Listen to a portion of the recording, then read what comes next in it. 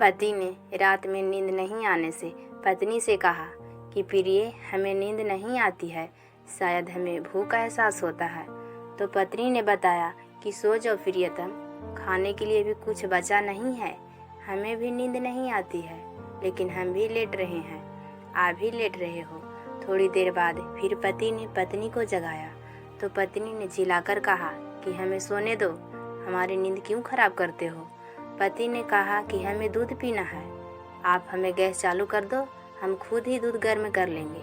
फिर भी जिद्दी पत्नी उठकर नहीं आई और ठीक ठीक करने लगी। बोला कि आप पर हम क्यों तरस खाएं, आपके प्रति हमें कोई प्रेम नहीं है। और बोला कि आपने दीपावली में हमें खर्च करने के लिए कोई पैसा नहीं दिया, हमें कुछ लाकर भी नहीं दिया है।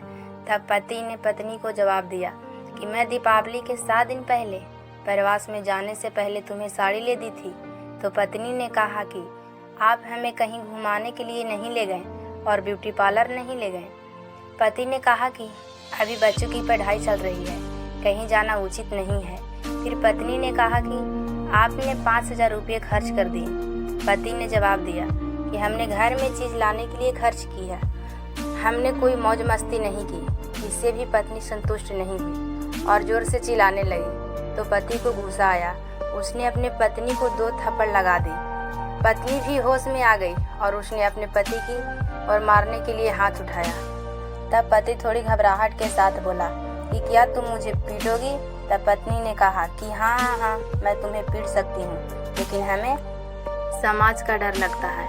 और बोली कि मैं तुम्हें कोर्ट में घसीट कर ले जाऊंगी, आपसे डिवोर्स ले लूँगी। इतने में सोए हुए बच्चे जाग गए और अपनी मम्मी से पूछा कि क्या हुआ मम्मी। तब माँ ने बताया कि देख, तेरे बाप ने हमें पीटा और घर से निकाल देने की धमकी दी है। तो बच्चे ने पिताजी से पूछा कि क्या ये सच है। तब पिता ने बताया कि देखो बच्चों, ये बात थी। तब बच्चों ने अपनी माँ को कहा कि माँ, तेरी गलती है, तुम पिताजी को उल्टा पुल्टा बोलती रहती हो और रोकर बुरा भला बोल देती है, ये ठीक नहीं है माँ। तब माँ शर्मा गई और सोने के लिए चली गई। पिताजी बेचारे इन सब बातों से दुखी हो गए और नींद की दवाई लेकर दुखी मन लिए सो गए। माँ और बच्चे भी सो गए।